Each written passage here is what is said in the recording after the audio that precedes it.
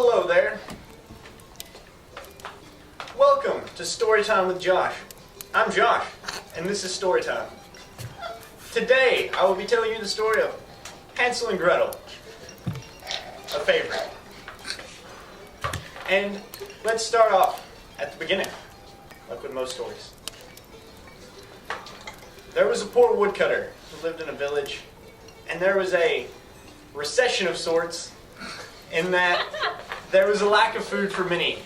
And among the affected, his family was suffering very poorly. They had almost no food. Like, really poor. And the dad didn't know what to do. One night, he was there talking to his wife, and she said, well, we can't feed ourselves, much less our children. So what we can do is we can take our children out into the woods and build them a fire and leave them there to die. They did not win Parents of the Year then. And the dad was all upset. He said, no, these are my children. I need to take care of them. I can't just leave them in the woods to die. But the woman persisted and argued with him.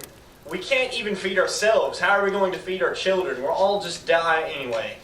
And so eventually he gives in. He's like, all right, in the morning we'll take them out and light them a fire, give them one piece of bread, and then hopefully they can survive on their own. And the children heard this. Hansel and Gretel were in their rooms, and apparently they had really thin walls because they were poor. And so they heard this, and Gretel started to cry. Gretel was the girl. Gretel started to cry, and Hansel said, I have an idea. I think I can save us. And so he sneaks out of the house and goes out in the front where they had a nice rock bed for, I don't know, they just had a rock bed. And so he gets these white rocks out of he stuffs them in his pocket, as many as he can get. And he returns to bed, he goes back to sleep. They wake up the next morning, and the mom comes in there, it's their stepmom. She comes in there and she says, get up. We're going out into the woods, we're going to gather firewood. And they're like, all right, that sounds legitimate. We'll go. And so she gives them each a piece of bread, and they go out, and she tells them not to waste it, not to eat it all in one place, because they get one piece of bread for the whole day. And so they're walking out, and Hansel's kind of straggling along, and they're yelling at him, and telling him to keep up, and he's straggling so he can drop the rocks without them seeing. And they're telling him, use your legs, son, come on, walk faster. What are you looking at? Why do you keep staring at the house? And he tells them, I'm staring at my white cat on the roof. It's waving me goodbye.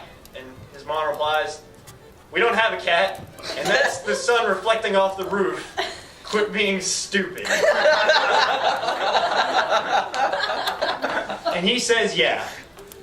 And continues walking behind them, straggling so he can drop his rocks. And they finally get to where they're going, and they stop at a clearing in the woods and get a fire going. They get some brush, start a fire, and they said, all right, me and your dad are going to go get some firewood. You guys stay here by the fire. We'll be right back, we promise.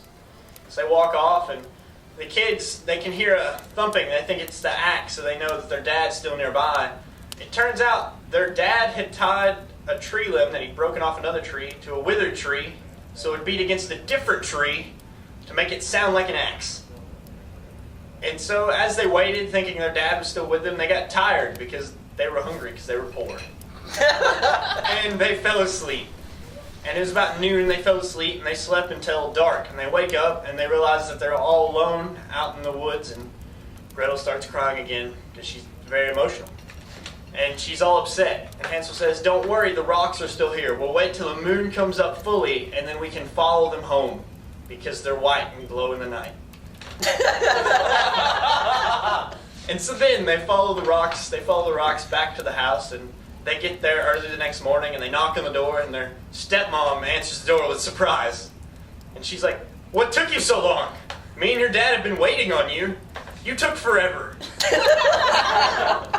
And their dad's delighted to see him. They run in, they hug his neck. He's glad they're there. He missed them very much. He felt badly about leaving them to die in the woods. And so they live for another couple months, and they live all right. I'm still poor.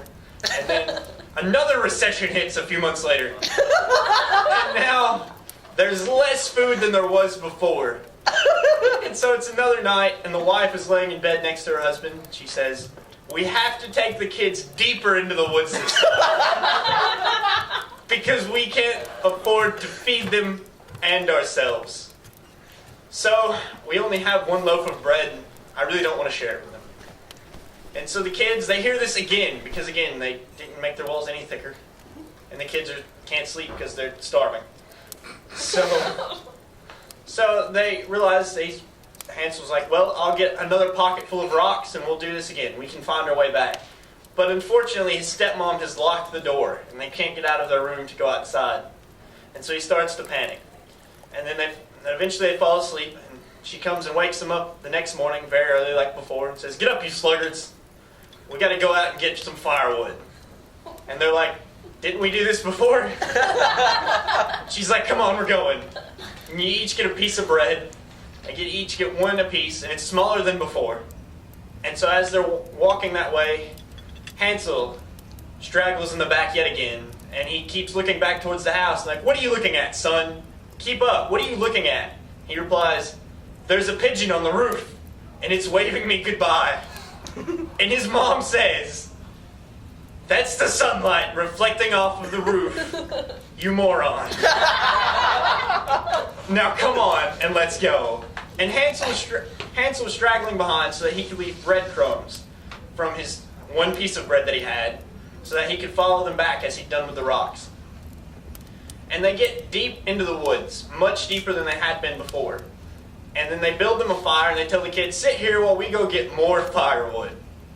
And the kids, for whatever reason, sit there and wait on their parents to come back. And as they're waiting, they split their one piece of bread that they have left between them.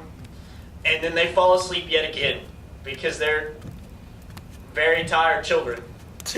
And so they wake up again, and it's night as it was before.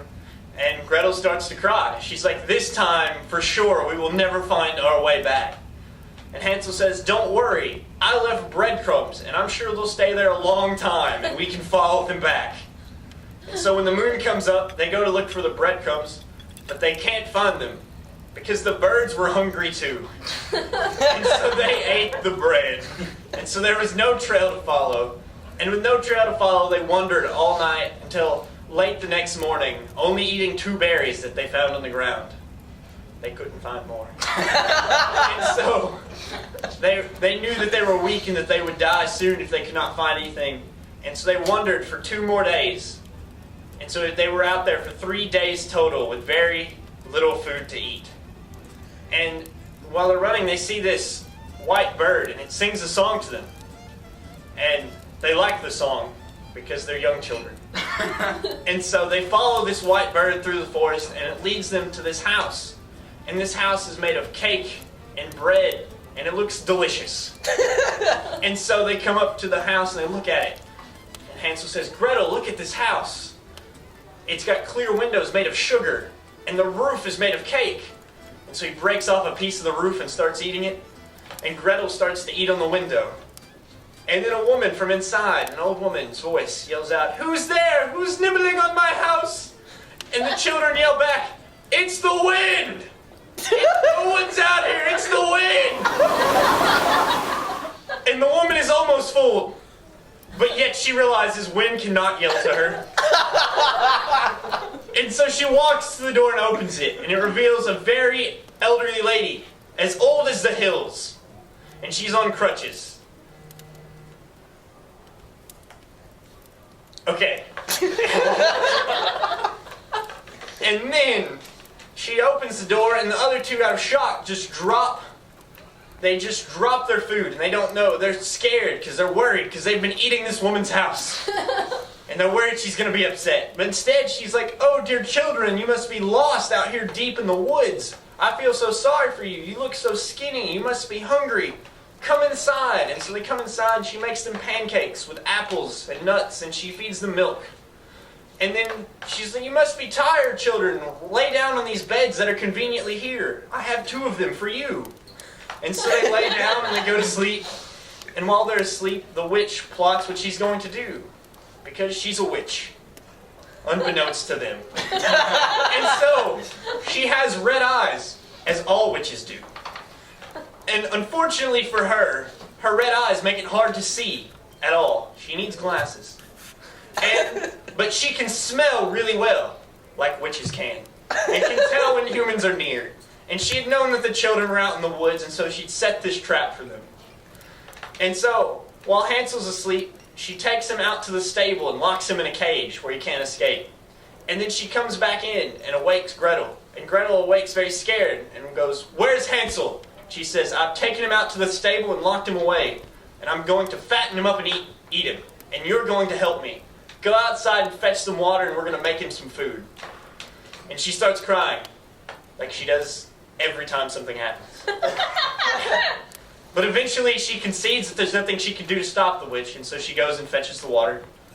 And she starts fattening up Hansel. Hansel has to eat this, poor guy, has to eat all this great food non-stop. Just has to eat it. Even if he doesn't want to, he's got to eat it. And Gretel is the fortunate one, because she doesn't have to eat all this nice food. She only gets to eat crab shells. I don't know why crab shells. I guess there were an abundance of them in this house of cake. And so, for 4 weeks, she's been fattening up Hansel. And every day she goes out and she has him stick his finger through the cage so she can feel it to see if he's fat. Because she has red eyes, as witches do, and can't see, as witches can't. And so, she feels of his finger. But Hansel, because he was pretty smart, had found this bone, and he'd stick it out, and it was this skinny bone, so she'd feel it, and after 4 weeks, she was like, "How are you not getting fat? How great is your metabolism? I've been feeding you so much junk food, all these Cheetos, and yet you're still skinny. How?" And after 4 weeks, she says, "All right, that's enough. You're just not going to get fat. I'm going to eat you anyway. And so tomorrow, I'm going to eat you." And she tells Gretel, she's like, "Tomorrow, you're going to help me cook him, because you can't stop me." And so, the next day, she gets the cauldron, they put it over the fire, she's getting it heated. And as Gretel's preparing it, she calls Gretel over to the oven. She says, "Gretel, come here." Gretel's like, I'm coming." And so, she comes over, and she says, "All right, we're going to bake this bread before we cook your brother. But we're going to put the bread in the oven. So, I turned it on. Will you check to make sure it's turned on right? Will you crawl in the oven for me?" And Gretel did not cry this time. But instead, she used her brain and thought, "I should not crawl into this oven for this woman that eats children, because that would be bad. And this woman will probably cook me in this oven if I crawl into it." And so instead, she says, "How do I get into the oven?" And the witch looks at her and is like, "You silly goose. The door is plenty big enough for you to get in to the oven. I can even show you." And she sticks her head into the oven like, "See, there's plenty of room." And the witch had made a fatal mistake sticking her head into this lit oven. You should not put your head into ovens when they are turned on, even if there is no one there that despises you for trying to cook their brother. And so, when the witch sticks her head in, the girl lines up behind her and linebackers her, just tackles her, just shoves her into the oven. And then the woman tumbles in, she closes the door and locks it. And the witch starts beating on the door, "Let me out, child, I wanted to eat you." And Gretel says, No, thank you." She walks out to the stable to go set her brother free. And the witch is burned alive in the oven. But she probably deserved it. And so, she goes out and she frees Hansel from the cage. She lets him out. She tells Hansel what she's done. He's like, "All right, we got to get out of here. It's not safe here in this house made of cake." And so, they go inside and they loot the rooms. They find what they can. And they find lots of pearls and jewelry, and so they stuff their pockets, just as they did with the rocks. And so they stuff their pockets with as much of it as they can carry, and then they set out on their journey, and they want to get home. But they're still lost in the forest. So they wander for about 2 hours, and after about 2 hours, they come to this body of water. It was probably a river, but a body of water of some kind. And when they get there, they think, "We can't cross this, because I'm fat, and you're not a good swimmer." And so, they don't know what to do. But they see this white duck, and it must have been a fairly large duck. Probably much larger than we have today. And so, this large white duck was in the river, and they yelled to it. And they said, white duck, we need your help. And the white duck swims over and is like, all right, I'll help you, because I'm a good person. And so Hansel gets on, and he's like, all right, now Gretel, you get on, and we'll ride this duck over this river, and we'll start heading home. And Gretel says, you're too fat. We can't ride on this duck together. And he's like, you're probably right. I'm pretty fat. And so he rides the duck across, and then the duck goes back and gets Gretel, and she rides across, and then they wander for several more hours. And eventually, they find their way to a very familiar place, their home. And they come up to the door and they knock on it, and their dad answers. And they rush in to greet their dad and hug him, and their dad is overwhelmed. He's missed them so much. He didn't want to leave them to die in the first place, either time. And the stepmom has died, probably from being ugly. And so she's died while they are gone. And then they unload their pockets full of pearls and jewelry and show it to their father. And he's ecstatic. He's so happy because they can afford to eat now. And they live happily ever after. This has been Storytime with Josh.